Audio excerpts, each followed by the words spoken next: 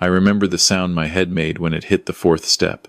It wasn't loud, just a dull crack, like ice breaking on the driveway. The clock in the hallway said 6:47 a.m. I know because I checked it right before I stood up, right before Linda's hand connected with my chest. The basement stairs in our Mississauga home had always been steep. 43 years as a firefighter, and I'd never once fallen downstairs at work. Never lost my footing in a burning building. Never slipped on a wet ladder. But in my own house, at 67 years old, my wife pushed me down 14 steps because I wouldn't give her debit card to her son. I landed at the bottom. My shoulder took most of it. The pain came sharp and immediate, but what I remember most clearly was Marcus standing at the top of the stairs behind his mother, arms crossed, watching, not moving, not calling for help, just watching to see if I'd get up. I did get up. That's what we do. You don't spend 4 decades running into danger without learning how to stand when everything hurts. Linda's voice came down the stairwell. Maybe next time you'll listen when I'm talking to you. Marcus said nothing. He never did. He just stood there, 38 years old, living in our house rent-free, and nodded while his mother spoke. I pulled myself up using the railing, testing my shoulder. Not broken, but damaged. My right hand was scraped raw from catching myself. There was blood on the concrete floor. Mine. That's when I made the call. Not to Linda, not to Marcus. I pulled out my phone and dialed 911. The operator's voice was calm. 911. What's your emergency? My wife just pushed me down the stairs. I need police and an ambulance. Behind me, I heard Linda's footsteps thundering down the stairs. What are you doing? Hang up that phone. I didn't hang up. I walked past her, still on the line with the operator, and went out the back door into the February cold. I was wearing socks, no coat, but I wasn't going back inside. The ambulance arrived first, then the police. A female officer, maybe 40, took my statement while the paramedics examined my shoulder and the gash on my head. 7 stitches later, sitting in the back of the ambulance with a thermal blanket around me, I watched them take photographs of my injuries. Do you want to press charges? The officer asked. Yes. It was the easiest decision I'd made in 3 years. They separated Linda and Marcus, interviewed them separately. I gave my statement from the hospital. Assault, domestic violence. They issued an emergency protection order right there. Linda and Marcus had 2 hours to leave the house. My phone rang at 11:30 a.m. It was Ray, my old partner from Station 14. Bob, what the hell happened? Linda just called me, saying you've lost your mind. She pushed me down the basement stairs this morning. Silence. Then, I'm coming over. Ray arrived with Tim Hortons coffee and sat with me while I explained everything. Not just the stairs. Everything that had been building for the past 3 years, since Marcus moved back home. He showed up with nothing, I told Ray. Said his business failed, needed a place to stay temporarily. That was 3 years ago. Never got another job, never looked. Just sat in our house, playing video games while Linda defended every excuse he made. And she pushed you because I wouldn't give her my debit card. She wanted to give it to Marcus for his truck payment. Ray's jaw tightened. Your debit card. She's been asking for months. I kept saying no. This morning she didn't ask. She demanded. When I refused, she shoved me. Ray looked at the stitches on my head. You could have died, Bob. I knew. I'd seen enough fall injuries to know. The next morning, I couldn't log into my online banking. Password changed. I called the bank immediately. Mr. Patterson, I show here that you came in yesterday afternoon and changed your password, the representative said. I was in the hospital yesterday afternoon. Pause. Hold on, sir. 20 minutes later, I was speaking with the fraud department. No, I had not come into the bank. No, I had not authorized anyone to access my account. Yes, I wanted to file a report. Sir, I'm seeing. There's been significant activity on your account over the past 90 days. Multiple large withdrawals. My hands went cold. How much? $47,000. I sat down heavily on the couch. My retirement savings. My firefighter's pension was direct deposited, but I'd had nearly $60,000 in savings. For emergencies. For the cottage repairs. For my granddaughter's education. I need to see every transaction, I said. Print everything. Ray drove me to the bank. We sat in a small office while they printed 3 months of statements. The manager, A thin man named Ahmed. Looked uncomfortable. Mr. Patterson, several of these withdrawals were made with your debit card and PIN. I never made them. Is it possible someone else knew your PIN? I thought about it. The only person who could have known was Linda. I'd written it down once, years ago, kept it in my wallet that sat on the dresser every night. My wife, I said quietly. Ahmed nodded slowly. We'll need you to file a police report. This is identity theft. That afternoon, I filed my second police report in 2 days. The officer taking it was the same one from the morning before. She didn't look surprised. Mr. Patterson, I'm going to be honest with you. In domestic situations like this, we often see financial abuse alongside physical abuse. I'd recommend you check everything. Credit cards, insurance policies, property records. Everything. I went home and started digging. My credit card showed charges I didn't recognize.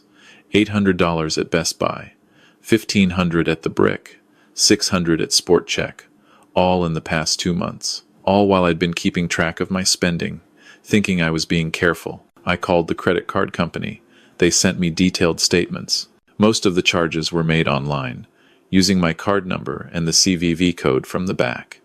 The card that stayed in my wallet on the dresser. But it was the life insurance that made me physically sick. I'd had a policy through the fire department for 30 years. $500,000. Beneficiary had always been my daughter, Jennifer, from my first marriage. I checked the policy online. Beneficiary changed. 6 months ago, new beneficiary, Linda Patterson, wife. I called the insurance company immediately. I didn't authorize this change. Sir, we have a form here with your signature. Send it to me, now. They emailed it. I opened the PDF with shaking hands.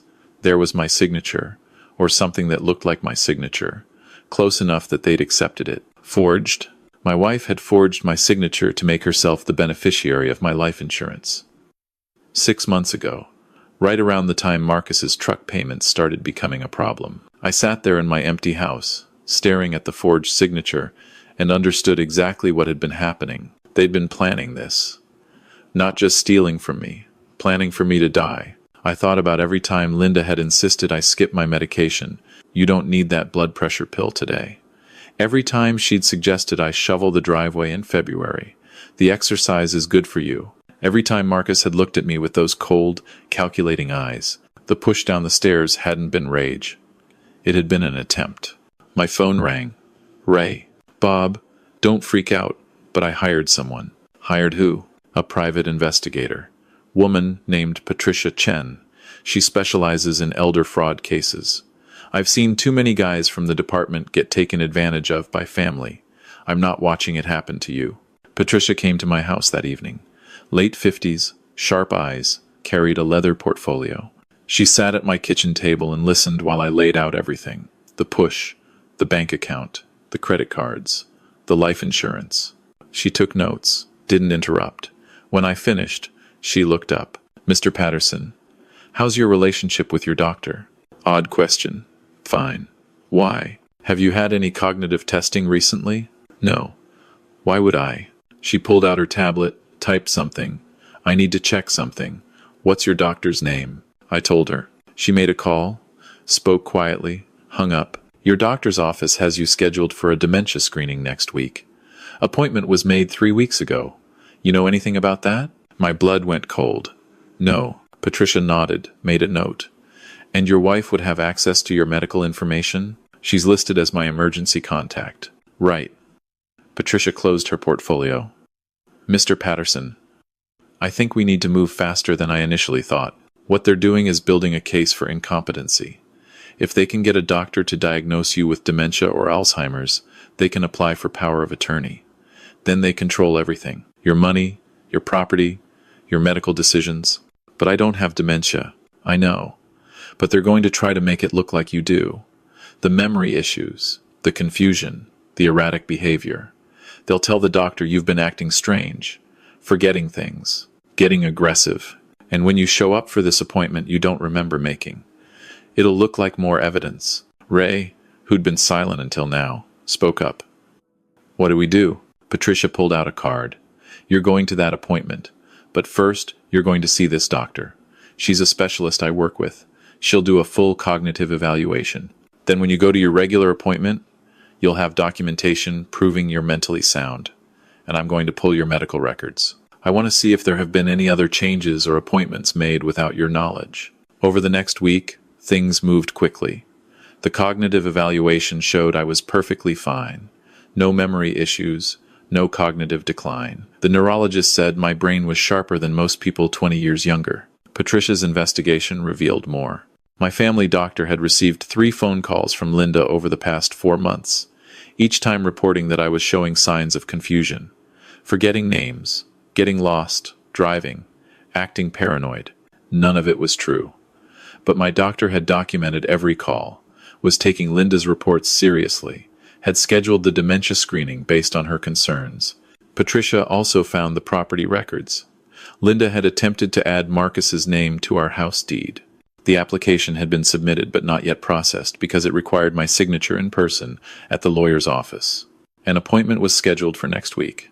An appointment I knew nothing about. They're trying to steal your house, Patricia said. Once Marcus is on the deed, they can force a sale or take out a mortgage against it, or wait until you die and split it with your daughter. Jennifer doesn't know any of this, I said. My daughter lived in Vancouver with her family. We talked every Sunday. She had no idea what Linda and Marcus had been doing. Call her, Patricia said. Tell her everything. You're going to need family support. I called Jennifer that night. Told her everything. The push, the money, the insurance, the property scheme. She was on a flight to Toronto the next morning. The day before my scheduled doctor's appointment, the one I didn't make, Linda came back to the house. The protection order had expired, and she arrived with a police escort to collect her belongings. I watched from the living room while she packed. She didn't look at me, didn't speak. Marcus came too, loaded boxes into his truck. That truck I'd refused to help pay for. As they were leaving, Linda finally turned to me. You're sick, Robert. You need help. I've been trying to tell people, but you won't listen. I'm not sick. You pushed me. This morning. You don't even remember, do you? I stared at her. She was doing it right now, rewriting what happened, making me the aggressor. If I hadn't called 911 immediately, if I hadn't had the police report and the medical documentation, I might have started doubting myself. I remember everything, I said quietly. Every dollar you stole, every lie you told my doctor, every signature you forged, and so do the police. Her face went white. Marcus grabbed her arm, pulled her toward the door. The lawyer will be in touch, Linda said. They left. I stood in my empty house, surrounded by evidence of a 30-year marriage that had turned into something I didn't recognize. Jennifer arrived that afternoon. She hugged me carefully, mindful of my still healing shoulder. Dad, why didn't you tell me? I didn't realize what was happening until it all happened at once. She looked around the house. This is where you and Mom raised me. Linda wasn't her mother. Jennifer's mother, Karen, had died of cancer when Jennifer was 12. I'd married Linda 8 years later. Jennifer had been 20, away at university. She'd been polite to Linda, but never close. I never trusted her, Jennifer said now. She always seemed more interested in what you had than who you were. Maybe that was true. Maybe I'd been too lonely to notice. Patricia called the next day. The Crown Attorney is reviewing the evidence. Between the assault, the financial fraud, the forgery, and the attempted property theft, we're looking at multiple criminal charges. They want to offer Linda and Marcus a deal. What kind of deal? They plead guilty to the fraud charges. They pay full restitution, and Linda does 6 months house arrest. Marcus does a year. The assault charge gets dropped. No. Patricia paused. Mr. Patterson. She pushed me down the stairs. She tried to steal my house. She forged documents to make herself my life insurance beneficiary. And you want me to let her walk with 6 months of house arrest? It's not my decision. The Crown thinks it's harder to prove intent on the assault. You didn't have witnesses, and Linda claims it was an accident. But the financial crimes are documented. They have her dead to rights on those. Then prosecute everything. Make them go to trial. There was a long silence. It's risky. If they're found not guilty on any charge, they walk free. I'm 67 years old. I was a firefighter for 43 years. I've seen bad people get away with things because good people didn't want the risk. I'm not letting that happen here. Okay, Patricia said. I'll tell them. The trial was set for 4 months later. In the meantime, I rebuilt my life. Jennifer helped me change every password, every PIN, every security question. We closed the joint accounts and opened new ones in my name only. The insurance company reversed the beneficiary change. The bank refunded most of the stolen money while the investigation continued. Ray and some of the guys from the station came over, helped me install security cameras around the house. "Should have done this years ago," Ray said. "My lawyer, a sharp woman named Diana Okoye, walked me through what to expect in court. They're going to try to paint you as confused, forgetful, maybe even abusive. That's their only defense. We need to be ready." The months before trial were strange. I was alone in the house for the first time in 30 years. No Linda, no Marcus, just me and the creaking of old floorboards. I started going back to the fire station, not to work but to visit. The young firefighters listened to my stories. The old ones shared theirs. I remembered who I used to be, strong, capable, someone who ran toward danger, not away from it. I started seeing a therapist. She helped me understand how the abuse had been gradual, little things. Linda dismissing my opinions, making me feel stupid for questioning expenses, isolating me from friends. Then Marcus moving in and Linda choosing him over me every time. "It's called coercive control," the therapist said. "It happens slowly. You don't realize you're being controlled until something breaks." The stairs had been what broke it. The trial lasted 8 days. I testified for 3 hours. Linda's lawyer tried to shake me, asked about my age, my memory, whether I was taking any medications that might cause confusion. Diana objected to most of it. The judge sustained most of her objections. The evidence was overwhelming. Bank records, forged signatures, email chains between Linda and Marcus discussing my confusion and their plans for my care, text messages about paying Marcus's truck with Dad's card. The prosecution brought in the neurologist who'd evaluated me. She testified I had no cognitive impairment whatsoever. Linda took the stand and cried, said she'd been trying to protect me, said I'd been acting strange, forgetting things, getting angry, said Marcus was just trying to help his mother manage her sick husband's finances. The prosecutor showed her the text messages, the emails, the forged signatures. Marcus didn't testify. His lawyer advised against it. The jury deliberated for 6 hours. Guilty on all counts. Sentencing came 3 weeks later. Linda, 4 years in federal prison for fraud, over $5,000, forgery, and assault. Marcus, 3 years for fraud and identity theft. Full restitution ordered. $52,847.28, the amount they'd stolen plus legal fees. Permanent restraining orders, no contact with me, directly or indirectly, for 10 years. I sat in the courtroom and felt nothing. Not victory, not satisfaction, just exhaustion. Outside the courthouse, Jennifer hugged me. "It's over, Dad." "Yeah, but it wasn't over. Not really. I had to learn how to trust again, how to not flinch when someone asked to borrow money, how to sleep in a house that felt haunted by everything that had happened there. Patricia recommended I sell the house. Too many bad memories, she said. She was right. I put it on the market 3 months after the trial. It sold in 2 weeks. I bought a condo closer to the fire station, smaller, easier to maintain. Ray helped me move. So did some of the guys from the department. They didn't ask about Linda or Marcus. They just helped me carry boxes and set up furniture and ordered pizza. Jennifer visited every few months. We'd sit on my balcony and watch the traffic below and talk about everything except what had happened. 1 year after the trial, I got a letter from Linda, forwarded through my lawyer. I almost didn't open it, but I did. It was short. No apology, just an explanation. She'd been scared. Marcus had been in debt. She'd panicked. She'd thought she was protecting him. She hadn't meant for it to go so far. I read it twice. Then I threw it away. I didn't need her explanation. I didn't need closure from her. I found my closure at the fire station. Ray and I started a program for retired firefighters, teaching them about financial abuse and elder fraud, how to recognize the signs, how to protect themselves, how to report it. We called it the Silver Shield Initiative. In 2 years, we helped 17 retired first responders escape abusive situations. Some were being financially exploited by children, others by new spouses, one by a nephew. All of them said the same thing. I didn't realize what was happening until it was almost too late. I understood exactly what they meant. Now, when I tell my story, I don't start with the stairs.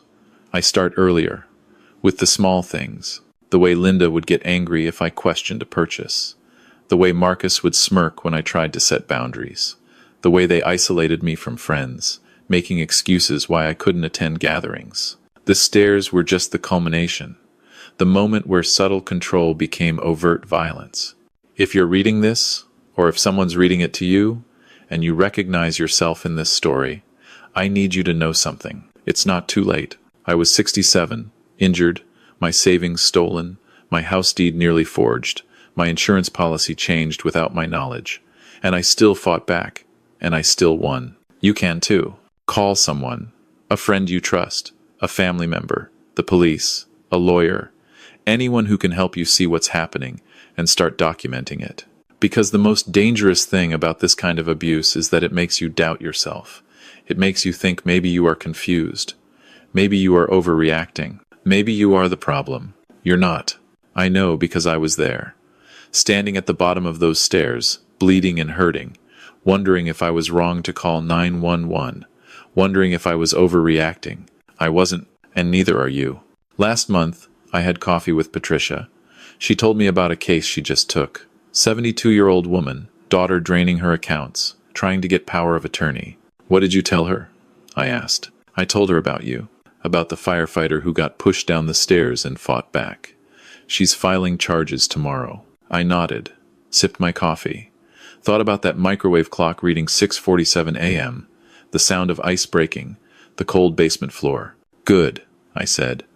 Tell her I'll talk to her if she wants. Tell her it's going to be hard, but tell her it's worth it. Because it was. I'm 70 now. I have my condo. My daughter visits. My firefighter friends stop by. I run Silver Shield with Ray. I sleep soundly at night, knowing no one has access to my accounts, my property, my life. I'm not rich. The restitution money came back slowly, and legal fees took a chunk. But I'm secure. I'm safe. I'm free. That's worth more than anything Linda and Marcus tried to take. The stairs taught me something. Not about falling, but about getting back up. You can always get back up. Even at 67, with a bad shoulder and 7 stitches in your head, you can stand, walk out into the cold, and call for help.